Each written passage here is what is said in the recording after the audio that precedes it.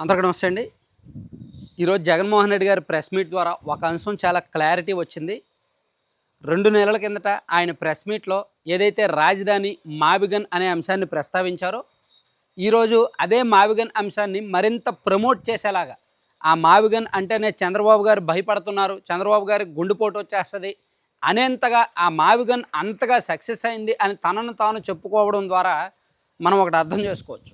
జగన్మోహన్ రెడ్డి గారు మావిగన్ అనేదాన్ని వదలరు. వైఎస్ఆర్ కాంగ్రెస్ పార్టీ కూడా మావిగన్ అనేదాన్ని వదలదు. సో వాళ్ళు అధికారంలోకి వస్తే అమరావతి కొనసాగదు, వాళ్ళు అధికారంలోకి వస్తే రాజధాని పనులు జరగవు, రాజధాని అమరావతి లేకుండా చేస్తారు అనేది తథ్యం. సో రాష్ట్ర ప్రజలే ఇంకా ఆలోచించుకోవాలి. మీకు అమరావతి కావాలంటే జగన్మోహన్ రెడ్డి గారు వద్దు, జగన్మోహన్ రెడ్డి గారు కావాలంటే అమరావతి వద్దు. ఇంకా ఆ సంకేతం వైసీపీ వాళ్ళు డైరెక్ట్ ఇచ్చేసినట్టే. సో ఇంకా రాష్ట్ర ప్రజల చేతుల్లో ఉందన్నమాట.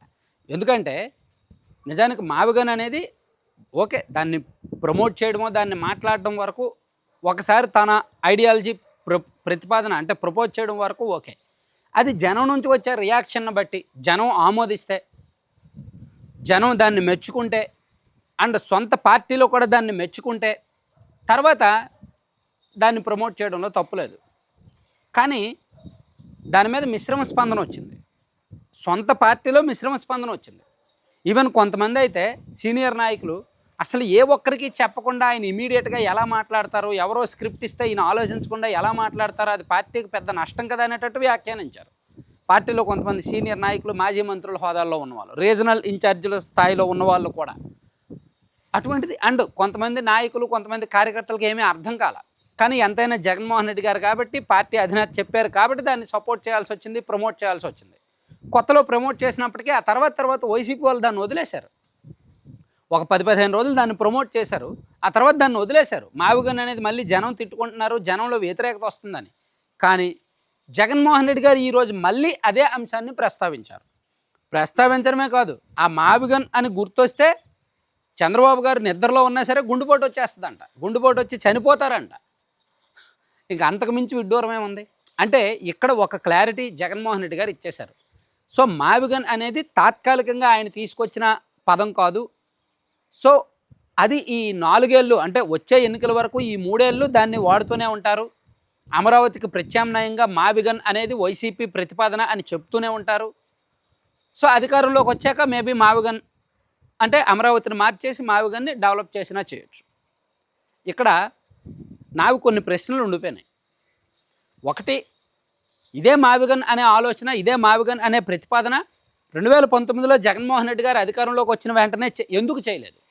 ఇప్పుడు తెలుగుదేశం పార్టీ కూటమి 2014లో ఏదైతే రాజధాని అమరావతి అన్నారో 2024లో అధికారంలోకి వచ్చాక కూడా అదే అమరావతిని కొనసాగించారు.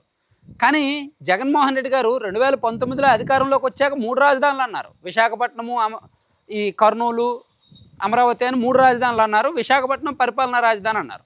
కానీ 2024లో ఓడిపోయాక మావిగన్ అంటున్నారు. అంటే ఇక్కడ ఈయన అధికారంలో ఉన్నప్పుడు ఒకటనే, అధికారం కోల్పోయిన తర్వాత మరొకటి అన్నారు. కానీ ఎక్కడా కూడా అమరావతిని యాక్సెప్ట్ చేయలేదు. ఆయన అధికారంలో ఉన్నప్పుడు యాక్సెప్ట్ చేయలేదు, అధికారం కోల్పోయిన తర్వాత యాక్సెప్ట్ చేయలేదు.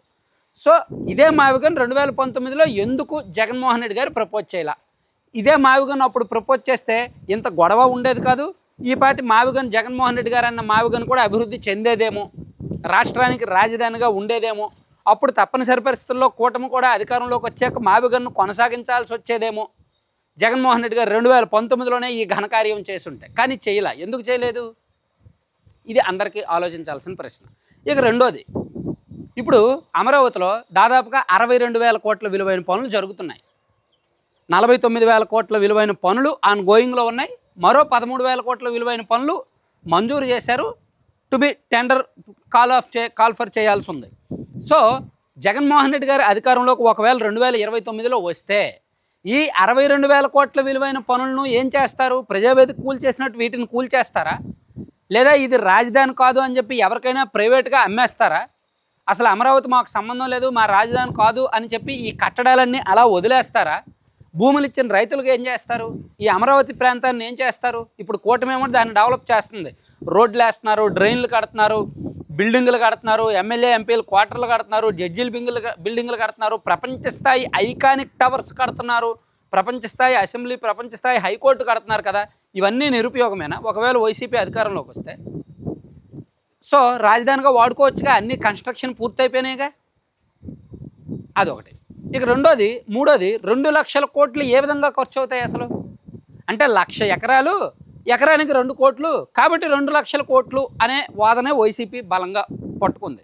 కానీ అది 2 కోట్లు ఎకరానికి డెవలప్మెంట్కి ప్రతిదీ ప్రభుత్వం జేబులోంచి ఖర్చు పెడుతున్నారా?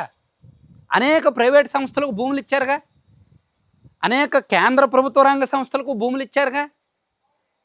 సో అవన్నీ కూడా అమ్ముతున్నారు కదా, ఎకరం 50 లక్షలకి ఇస్తున్నారు, ఎకరం ₹1 కోటి ఇస్తున్నారు, ఎకరం 4 కోట్లకి ఇస్తున్నారు. ఇలా ధర పలికే కొద్దీ కేంద్ర సంస్థలకు, ప్రైవేట్ సంస్థలకు, రకరకాల కార్పొరేట్ సంస్థలకు భూములు ఇస్తూనే ఉన్నారు కదా. సో ఇదంతా కూడా ప్రభుత్వ ధనంతో ఏం అభివృద్ధి చేయట్లేదుగా. ఎవరైతే భూములు తీసుకున్నారో వాళ్ళు అక్కడ భూములు అభివృద్ధి చేసుకుంటారు కదా. సో ఇక్కడ ప్రభుత్వం 2,00,000 కోట్లు ఎక్కడ ఖర్చు పెడుతుంది?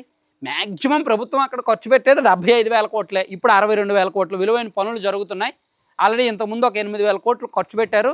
మ్యాక్సిమం ఇంకో 10,000 కోట్లు ఖర్చు అయితే ఖర్చు అవుద్ది. మొత్తం మీద 75 నుంచి 80,000 కోట్లు మాత్రమే ఖర్చు అవుద్ది. ఇందులో కూడా సింహభాగం అప్పులు తీసుకొస్తారు, అప్పులే తీసుకొస్తారు.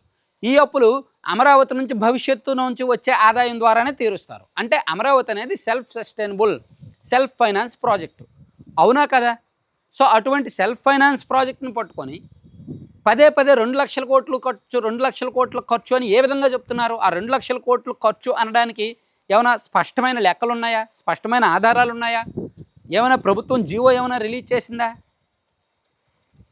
సో ఇలా అనేక అనుమానాలు, అనేక ప్రశ్నలు. అమరావతి విషయంలో అంత విద్వేషం ఎందుకు అనేది వైసీపీ వాళ్ళకి స్పష్టత లేదు. మావిగన్ అని పదే పంప్ చేస్తున్నారు. పంప్ చేయడమే కాకుండా ఏకంగా చంద్రబాబు గారు పూర్తిగా చచ్చిపోతారంటే మావిగన్ అనేది ఉంటాయి, మావిగన్ అనేది గుర్తొస్తాయి. సో అంత అంటే జనం అంతగా ఓన్ చేసుకున్నారు అని జగన్మోహన్ రెడ్డి గారు భ్రమలో మాట్లాడారు. దయచేసి చెప్తున్నా, మావిగన్ అనేది మాత్రం ఒక ఫెయిల్యూర్ కాన్సెప్టు. మేబీ 2019లో ఆ కాన్సెప్ట్ మంచిదేనేమో, కానీ ఇప్పుడైతే మాత్రం అదొక ఫెయిల్యూర్ కాన్సెప్టు. దాన్ని ప్రమోట్ చేయొద్దు. దానివలన వైసీపీ కూడా నష్టపోద్ది. ఇప్పుడిప్పుడే కూటమి మీద విపరీతమైన వ్యతిరేకత వస్తుంది. మహిళల్లో, గ్రామీణ ప్రాంతాల్లో, మహిళా వర్గాల్లో కూటమి మీద వ్యతిరేకత వస్తుంది.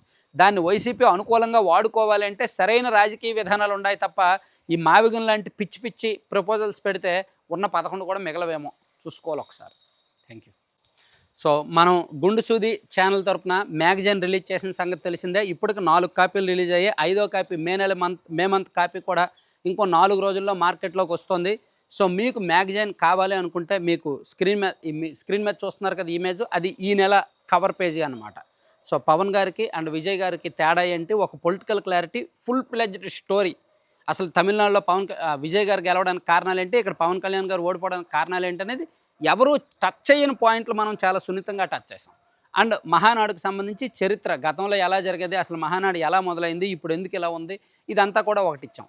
దాంతోపాటు మచిలీపట్నం పార్లమెంట్ గ్రౌండ్ రిపోర్ట్ ఇచ్చాం. అండ్ ఒక మంత్రి, ప్రస్తుతం ఒక టీడీపీలో ఉన్న ఒక మంత్రి గారి వలన పార్టీకి నష్టం జరుగుతోంది అండ్ ఆయన అరాచకాలు ఏంటి, అవినీతి వ్యవహారాలు ఏంటి అనేది క్లియర్ కట్గా పేరుతో సహా ఇచ్చాం. అలాగే అనేక అంశాలు ఈ నెల మనం పొలిటికల్ అంశాలు టచ్ చేసాం. సో మీకు మ్యాగజైన్ కావాలి అంటే దాని మీద ఒక నెంబర్ కనిపిస్తుంది కదా, ఆ నెంబర్కి వాట్సాప్లో కాంటాక్ట్ చేయండి, లేదా gundusudi.com వెబ్సైట్ విజిట్ చేసి ఆన్లైన్ మ్యాగజైన్ కూడా మీరు కొనుక్కోవచ్చు. gundusudi.com వెబ్సైట్ విజిట్ చేసి ఒక కార్నర్లో బుక్ యువర్ మ్యాగజైన్ అని ఉంటుంది, దాన్ని క్లిక్ చేస్తే మ్యాగజైన్ ఆన్లైన్లో PDF కాపీ, ఆన్లైన్ కాపీ కూడా చదువుకోవచ్చు అనమాట. సో చూడండి. Thank you.